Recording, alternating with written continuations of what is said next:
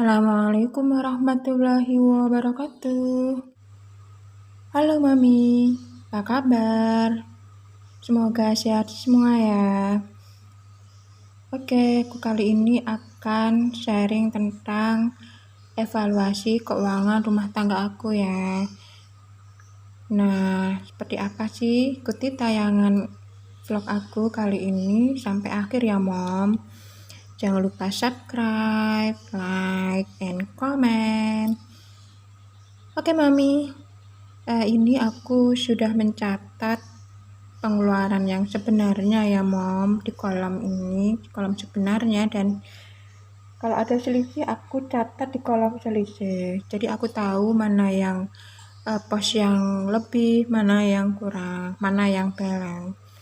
Nah, ini aku sedang mencatat totalnya dari masing-masing kolom, baik anggaran maupun sebenarnya, dan pos-pos yang lain ya Mom.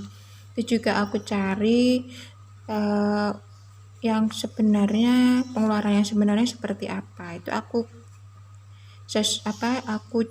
sesuaikan dengan catatan aku dan uang yang tersisa. Oke Mami, pasti manfaat dari mengevaluasi keuangan itu manfaatnya sangat penting sekali ya Mom ya. Yang pertama itu kita jadi tahu kita punya kebiasaan baik atau buruk sih tentang uang. Nah, kebiasaan baik itu yang gimana? Kebiasaan baik itu kebiasaan yang memang punya perencanaan, pencatatan, dan evaluasi keuangan secara rutin ya Mom ya. Lalu bisa membedakan kebutuhan dan keinginan. Apa sih kebutuhan dan keinginan itu? Sepertinya sama ya Mom ya, tapi tidak. Kebutuhan itu misalnya nih, beli beras, sedangkan yang di dapur kan sudah habis. Itu merupakan kebutuhan ya Mom ya, karena beras itu penting banget buat kita. Nah, kalau keinginan itu apa sih? Contohnya, jadi keinginan itu kan berupa kesenangan ya Mom ya. Sebenarnya kita sudah punya, tapi ingin beli lagi. Nah, seperti itu. Misalnya sudah punya piring nih, kita kepengen beli lagi gitu. Misalkan, mumpung ada diskon, atau pas lagi ada tebus murah. Nah, seperti itu. Kalau pas butuh sih, kalau piringnya memang nggak ada, nggak apa-apa ya Mom ya. Nah, ini atau pas uangnya ada dan kita sudah menabung, maksudnya dana untuk keperluan masa depan sudah aman, itu gak apa-apa ya Mom. Tapi kalau nggak ada budgetnya sampai hutang, nah ini susah banget nih kalau seperti ini. Nah, kalau bisa dihindari, ini kebiasaan buruk. Atau mungkin membeli barang karena untuk mengikuti tren, gaya, lalu mungkin membeli barangnya karena emosi atau karena karena mood kita, atau ya gitulah contohnya. Nah, kemudian kebiasaan buruk yang lain tuh sembarangan bongkar tabungan ya Mom ya, karena ingin membeli sesuatu. Jadi misalkan tabungannya sudah ditata, tujuannya untuk dana pendidikan, tapi kita ingin pakai untuk keperluan misalkan membeli baju yang harganya mahal misalkan ya. Nah, seperti itu. Nah, itu kebiasaan buruk yang harus kita hindari. Kita harus bisa membedakan kebutuhan dan keinginan. Nah, nggak apa-apa sih kalau misalkan ada budgetnya, maksudnya memang kita sudah menyiapkan anggarannya ya Mom untuk membeli sesuatu yang bersifat kesenangan, itu enggak apa-apa. Tapi kalau belum, maka dihindari dulu, jadi ditunda dulu. Bukannya tidak boleh, tapi ditunda saja dulu. Seperti itu ya Mom. Nah, yang lain itu adalah kita tuh jadi tahu pengeluaran apa saja yang butuh nominal banyak, terus sedikit, yang berubah apa. Kan biasanya harga-harga itu kadang pada kondisi tertentu naik, bulan tertentu naik, seperti itu ya Mom ya. Jadi kita jadi bisa membuat maksud saya pada saat membuat anggaran di bulan selanjutnya atau di bulan tertentu, itu kita jadi tahu, oh di bulan ini budgetnya harus dinaikin, biasanya kebutuhan naik, pas ini naik, seperti itu contohnya. Kemudian kita jadi tahu kemana saja uang yang sudah kita anggarkan itu, maksud saya dihabiskan untuk kemana aja, itu kita jadi tahu. Lalu manfaat yang lain kita jadi ngerti, ada nggak sih peluang untuk nabung untuk kebutuhan lain atau membuat pos baru yang lain gitu ya Mom ya. Itu nanti kita bisa tahu dari evaluasinya. Nah kemudian kita juga tahu, bisa jadi ngerti apakah resolusi yang sudah kita buat itu tercapai atau tidak.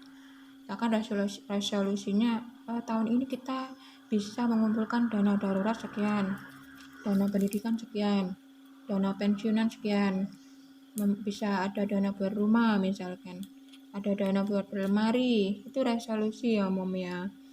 Nah seperti itu. Kemudian kita juga bisa punya bahan untuk mengkomunikasikan kepada pasangan kita, jadi biar agar lebih terbuka ya Mom ya, jadi nggak ada yang ditutup-tutupi, maka akan lebih enak. Dan barangkali ada yang bisa didiskusikan di sini, misalkan ada saran, oh di pos ini seperti ini, itu enaknya kalau kita bisa mengkomunikasikan dengan pasangan kita, seperti itu gitu ya Mom ya. Manfaat tentang evaluasi, jadi ada banyak lagi lah selain itu yang bisa kita temukan dengan mengevaluasi pencatatan keuangan rumah tangga kita. Nah di sini saya merekap semua pos-pos yang sudah saya buat di selembar kertas ya Mom ya, jadi bisa terbaca semua anggaran setiap pos berapa, terus pengeluarannya itu berapa, naik ataukah turun, maksudnya lebih ataukah kurang ataukah balance. Nah seperti itu nanti akan terbaca semua di sini.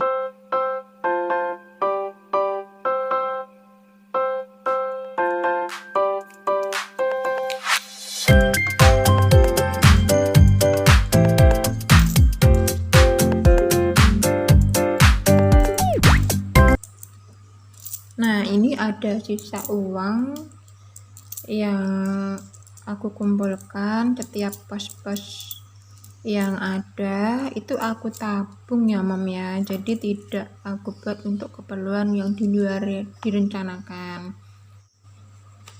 Nanti akan kita tambahkan di pos tabungan Mom, di kolom sebenarnya, jadi akan terbaca, oh di tabungan itu ada penambahan sebesar sekian, lalu nanti kita masukkan ke dalam tantangan menabung ya Mom ya. Itu unik sekali, jadi tantangan menabung tuh kayak suatu, bukan perlombaan sih, buat diri kita sih, supaya kita bisa mengumpulkan dana sesuai target yang ingin kita dapatkan, seperti itu, buat keperluan apa yang kita inginkan ya Mom ya, seperti dana pendidikan untuk jangka panjang, dana pensiun, dan lain-lain. Nah untuk cara mengelola tabungan itu bagaimana sih, nanti akan saya keluarkan konten aku selanjutnya ya Mom ya, tentang tantangan menabung. Oke, ditunggu ya. Nah ini aku catat pengeluaran yang ada selisih lebih dari setiap pos-pos, itu aku catat di sini untuk menandai pos-pos apa saja sih yang terdapat sisa dari, maksudnya ketika pengeluarannya itu bisa kita hemat ya Mom ya, atau lebih kecil dari anggaran yang sudah kita buat, kan alhamdulillah bisa kita tabung ya Mom ya. Nah ini aku catat untuk saran kedepannya ya Mom, Catatannya aku catat seperti ini, tetap konsisten mencatat, jadi supaya aku tidak malas untuk membuat anggaran dan mencatat sekaligus mengevaluasi keuangan rumah tangga ke depan. Oke Mami, demikian sharing aku tentang evaluasi keuangan rumah tangga. Sampai jumpa lagi di konten aku berikutnya. Assalamualaikum warahmatullahi wabarakatuh.